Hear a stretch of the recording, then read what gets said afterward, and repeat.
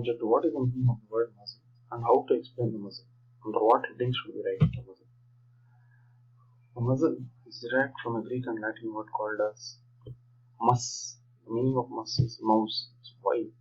Because the belly of the muscle is equivalent to the belly of the mouse, and the tail of the mouse is resembled by the tendon of the muscle. Therefore, it is termed as muscle. So whenever a question is asked on the muscle, we should be able to explain under the following heading, that is origin, insertion, from where it comes, where it goes, nerve supply, who controls this, action, what does it do, the muscle in the body, what kind of movement can it do, and applied anatomy, if it is not there, the muscle has been damaged, what can happen in the body, what kind of locomotion or what kind of movement are missed. So whenever a group of muscles are being asked, you can write one heading here, name of the muscle, and you can write 1, 2, 3, 4, and you can name the muscle. And you should be able to write appropriate, origin, insertion, nerve supply, action, and applied anatomy. This results in continuous repetition because each muscle, if you are trying to explain, it will consume more time. So preferably write in a tabular fashion. So coming to the origin. What is origin? It is the most fixed point of the muscle. Muscle is attached to two different bones. Obviously, both the bones it is firmly attached, but which is more firmly attached, that will be called a origin. And it's from this point the muscle will act. For example, biceps will act from the scapular area onto the radius. So radius will be the insertion, and the scapular origin of the two heads will be the origin. So thereby causing flexion of the elbow joint and supination of the forearm. Insertion, the most mobile part. So in the previous example, I told biceps. The mobile part was the radius. So that will be known as insertion. So the muscle acts upon this point.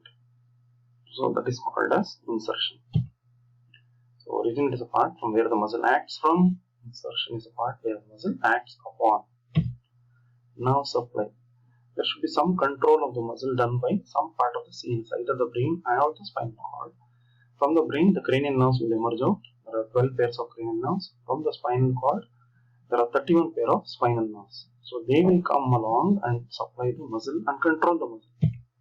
So the muscle is controlled by CNS, which includes the brain and spinal cord via the cranial nerves and spinal nerves. So skeletal muscles, these are voluntary, so they should be controlled by CNS. There are other two types of muscle, which are the cardiac muscle and smooth muscle. They are the involuntary muscle. They are controlled by autonomic nervous system. We can't control our stomach.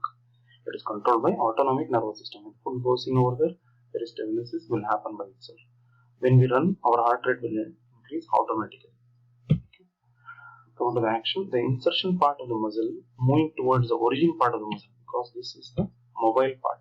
So the bone will move from this place towards the origin part, which is the most fixed point of the muscle. So that will result in action. Now, what are the basic actions possible? Please note, all actions are not possible in all joints. The joint should first permit that movement. Okay. So any muscle which is able to bend a joint, that action will be called as flexion. So bending of a joint is a key word, causes flexion. Any muscle which is able to straighten the joint, that will cause extension. Best example, the biceps crosses the front of the elbow. So elbow bends forward. So biceps causes flexion. The triceps crosses the back of the elbow. So when the triceps contract, it will straighten the elbow. So triceps is called as extensor of the elbow, while biceps was called as flexor of the elbow. Next one, any muscle which is able to move a structure away from the midline, that will cause abduction. For example, in the shoulder, when the shoulder moves away from the midline, that will be called as abduction. Wrist moves away from the midline, that will be called as abduction. The finger moves away from the midline, that will be called as abduction. Even the eye moving away from the midline is called as abduction. Easier way to remember is, imagine a word alphabet A written on the floor and B on the wall. Try to show it in different parts of the body.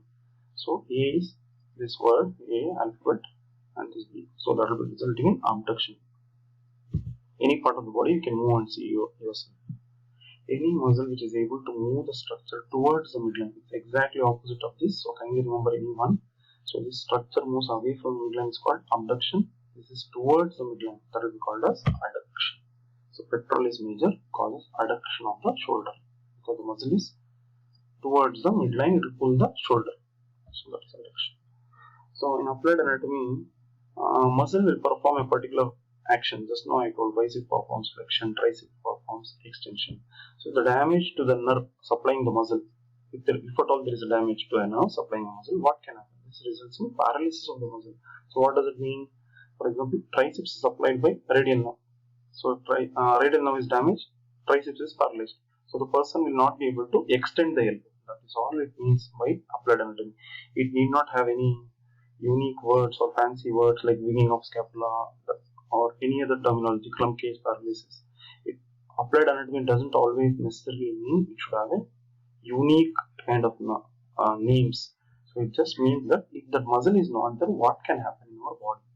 So damage to the biceps will not, damage to the musculocutaneous nerve supplying the bicep will not completely result in loss of flexion of elbow, because there are other muscles which are brachialis muscle. So that will perform to function itself. Until unless completely even the nerve supply to the brachialis is also damaged, that thing will be result in complete paralysis of flexion, complete loss of flexion, complete paralysis of the entire anterior compartment of arm. So I hopefully this is understood. Applied anatomy for every muscle you should be able to write in the exams. So there is some color code where you will write muscles. You should be able to write drawing brown color, nerves in yellow color, artery in red color, vein in blue color. In my next video I will tell you how to draw these diagrams in simplest possible way without able to break your head to write like an artist. It should be in simplest form so that you will convey the message. So in summary, muscle should be explained under origin, insertion, action and applied anatomy. Thank you for watching my video. Kindly subscribe to my channel, and if you like the video, kindly put the thumbs up button, click the thumbs up button. Thank you once again.